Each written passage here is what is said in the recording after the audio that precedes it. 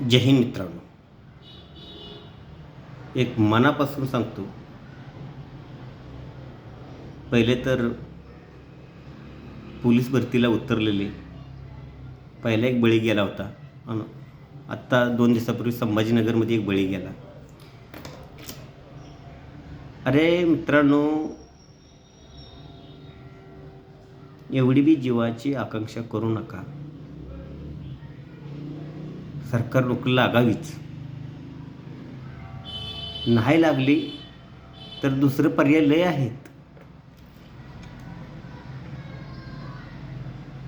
प्रत्येक घरातला सरकारी नोकरी कोण नाही ना. एखादा बडी मुश्किल लागतो, मेहनत करा, पण एवढं बी जीवाची आकांक्षा करू नका की जीव जास्तवर पळू नका.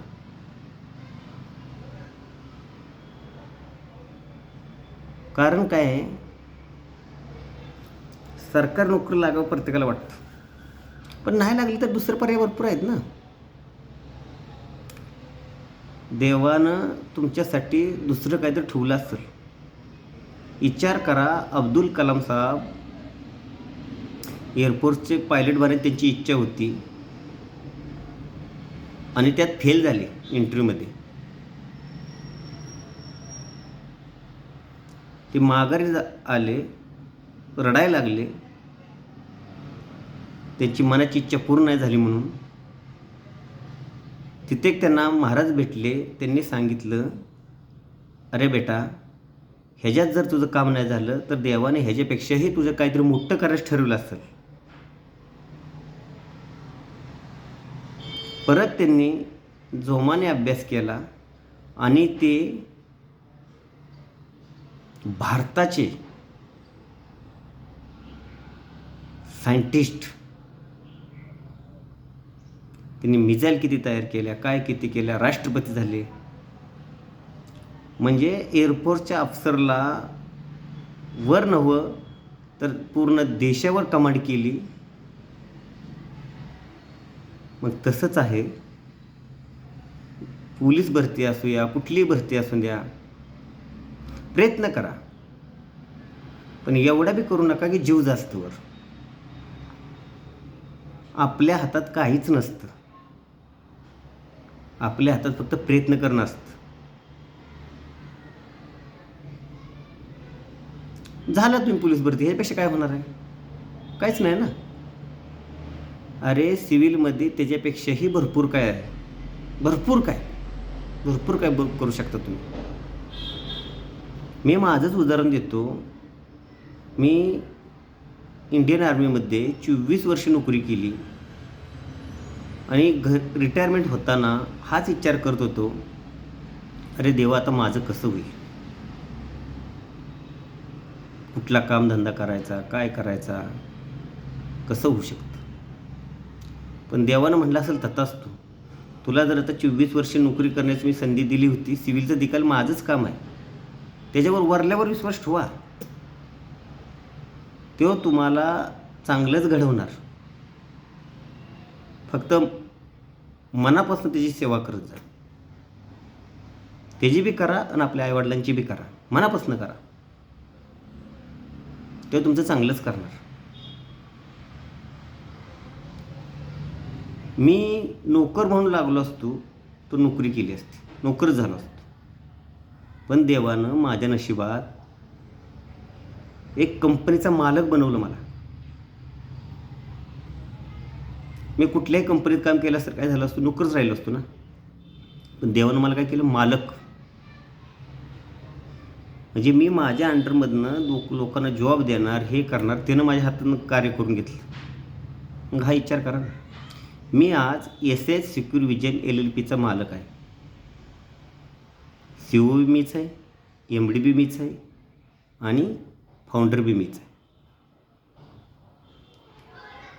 नोकरीपेक्षा मालक ठीक आहे ना.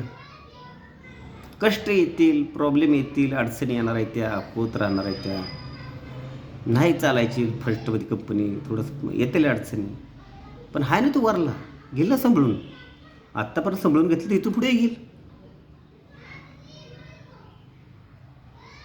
मग त्याच्यावर विश्वास ठेवा आणि प्रयत्न करत राहा. मग विचार करा, नोकरी सुटली, गावाकडं आलो, अजून जरी केली असती तरी 4-1 वर्ष केली असती, याच्यापेक्षा काय नाही ना, परत घरीच येऊ लागलं असतं. पण त्याच्या वेळेत आलो, 40व्या वर्षी घरी आलो, निवांतमध्ये आहे, स्वतःचं फर्स्ट क्लास ऑफिस आहे, ते हे आहे,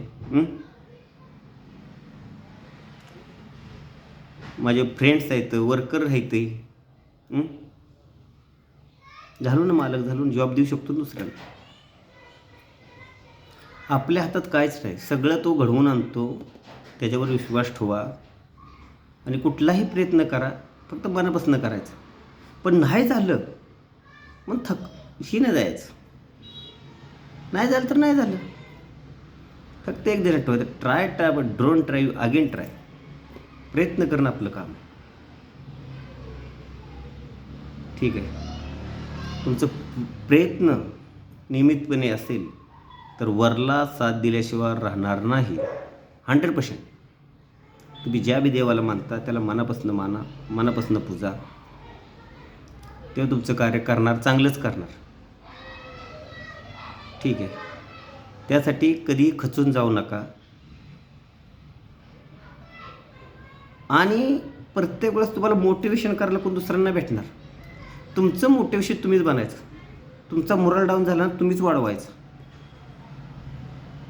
जग हसणार आहे तुमच्यावर, पण जेव्हा सक्सेस होणार ना, ती जग तुमच्यावर फोटो काढायला येणार आहे. अडचणी येणार आहेत, त्या अडचणी दूर करणं ही तुमचंच काम आहे. ठीक आहे, जर कुठल्या गोष्टीचा कधी प्रॉब्लेम आला, जर तुम्हाला वाटलंच बोलावंच, तर माझ्याशी हमेशा संपर्क साधा.